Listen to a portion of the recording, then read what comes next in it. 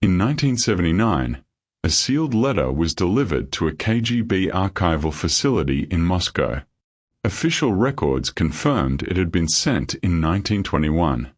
But the ink technology used in the letter would not exist for another 60 years. No explanation was ever officially accepted. Welcome to Archive of the Unmade. Today's story takes us into the depths of what was never meant to be found, a story built on real documents, lost reports, and the silent places beneath our cities. So take a moment, settle your thoughts, and listen closely. Before we begin, make sure you subscribe to the channel and tell us in the comments which city you're listening from. Your voice helps keep these forgotten records alive. Let's begin. The shift from investigation to confrontation occurred not through revelation but through procedural compression. The directive ordering preparation of the letter for transfer to a higher classification facility forced Morozov into a narrower operational corridor.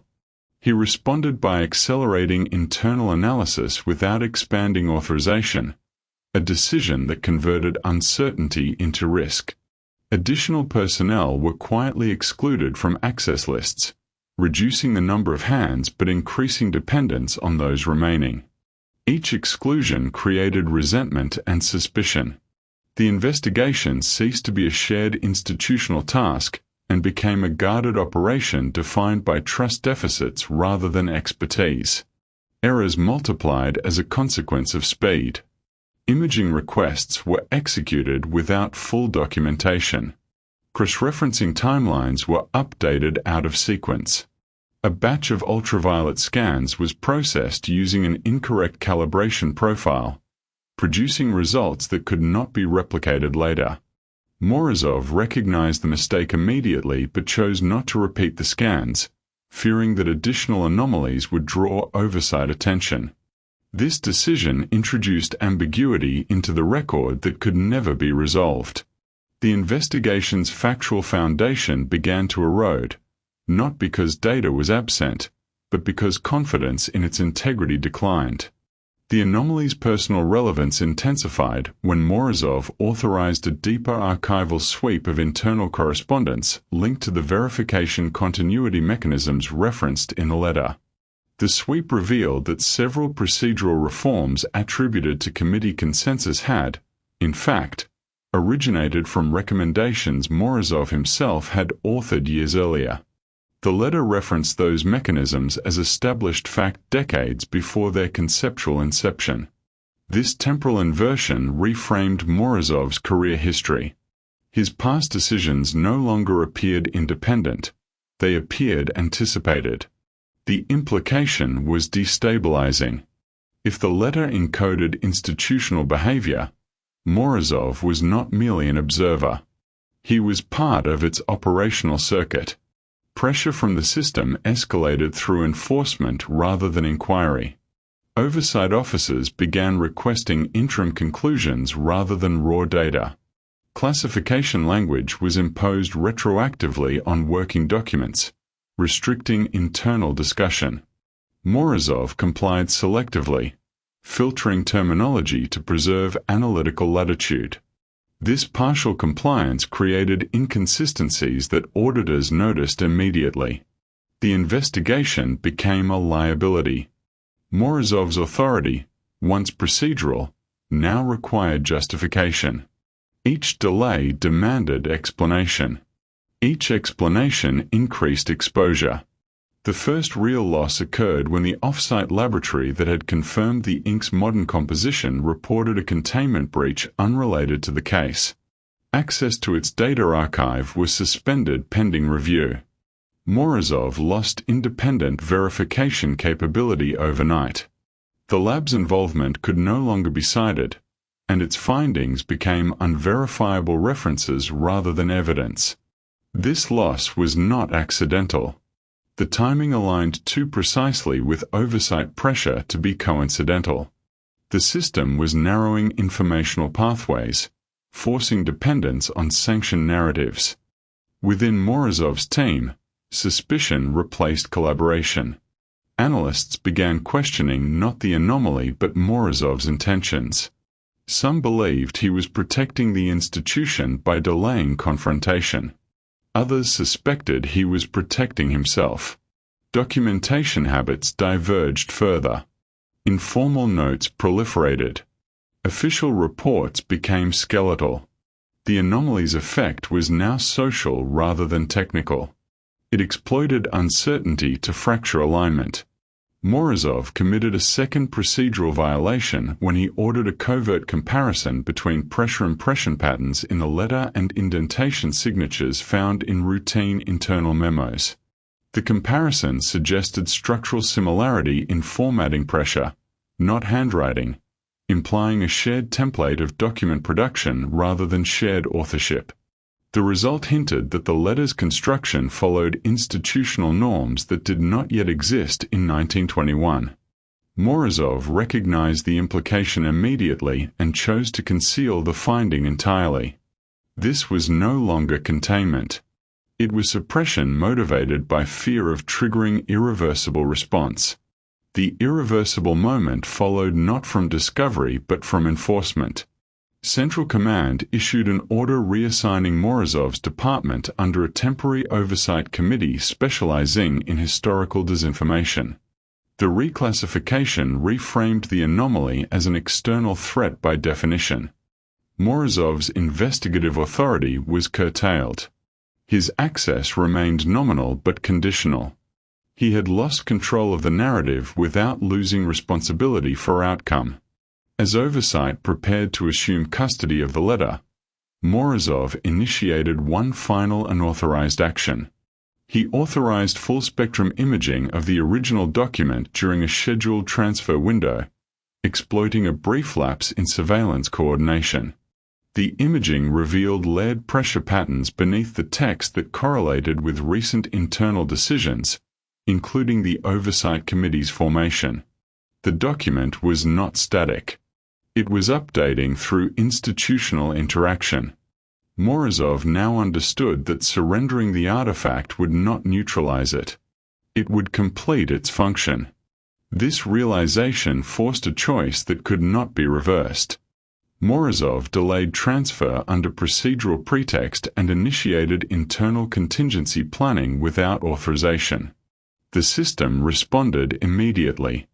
His communications were restricted. His movements were logged. The investigation crossed a threshold from tolerated anomaly to managed threat. From this point forward, errors would not be corrected. They would be used. Institutional response accelerated once Morozov's delay was registered as resistance rather than caution.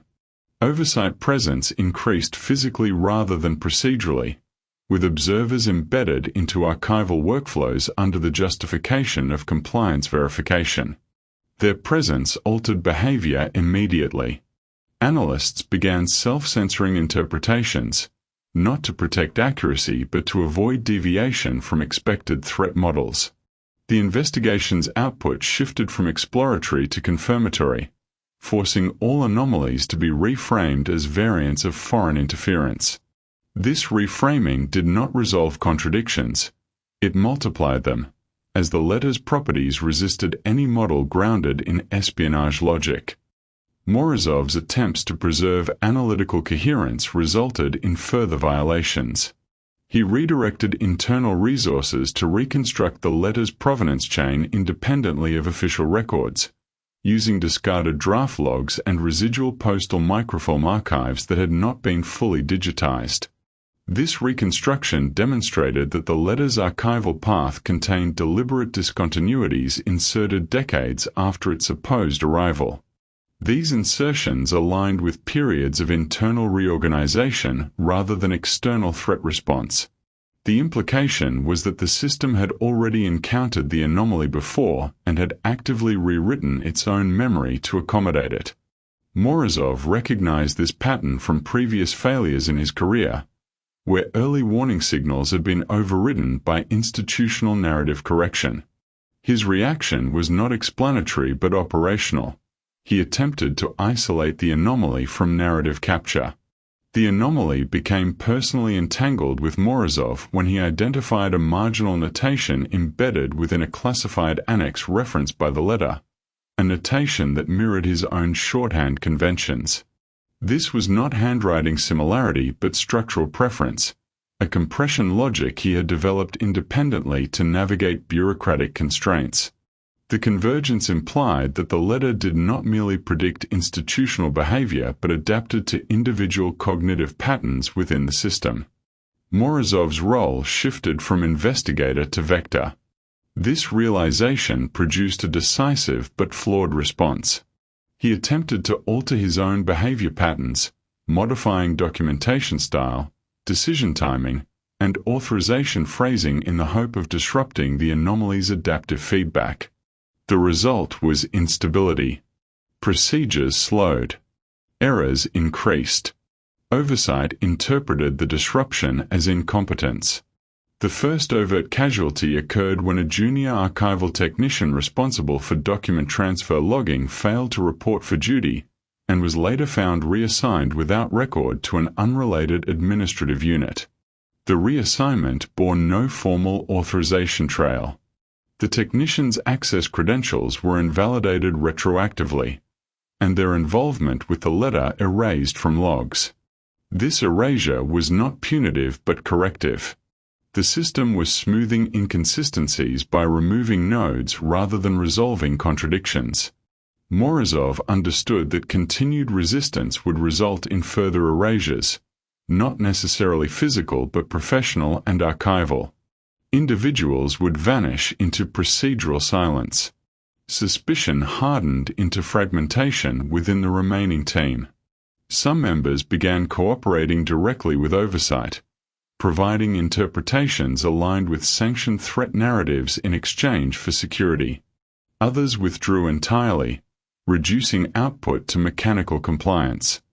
Morozov's attempts to maintain a coherent investigative thread were undermined by selective reporting. Data reached him incomplete or delayed. The anomaly exploited this fragmentation indirectly by requiring no action of its own. Institutional behavior alone advanced its progression. Morozov committed the most consequential error when he authorized a controlled exposure test without informing oversight.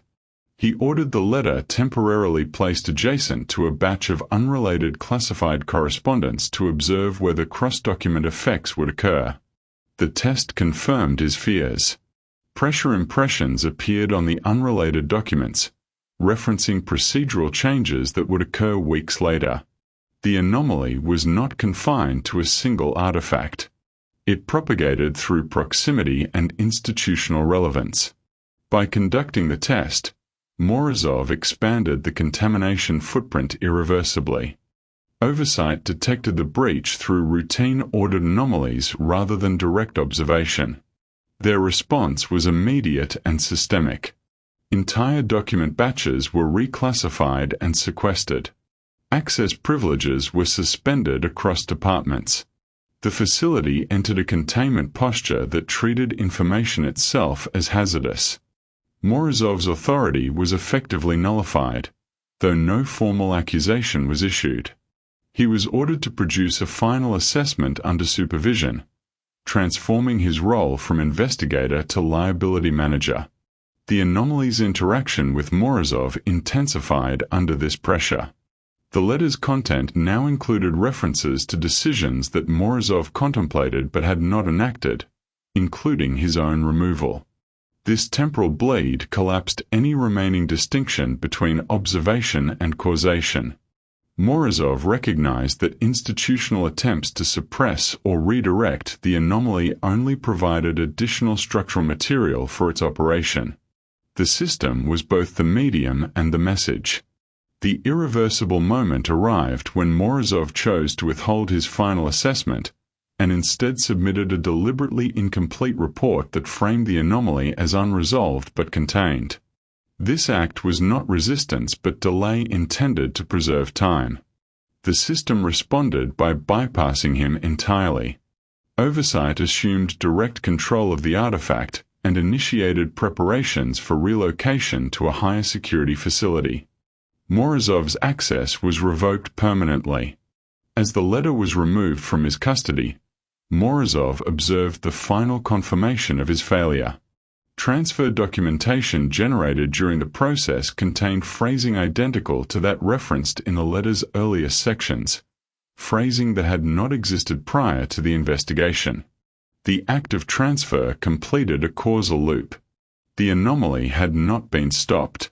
It had been finalized. From this point forward, Morozov understood that the investigation's objective had inverted. It was no longer possible to prevent the anomaly's function. The only remaining variable was the scope of its integration. His errors had accelerated exposure, but the system's corrections had ensured permanence. The investigation transitioned into a phase defined not by discovery but by inevitability, with Morozov positioned as both witness and residual threat. The investigation did not end here. It was simply transferred into a different category, one that does not exist in public records. Thanks for watching. If you enjoyed the video, hit subscribe. More stories are on the way. And write in the comments which city you're watching from. Maybe the next episode will be about your region.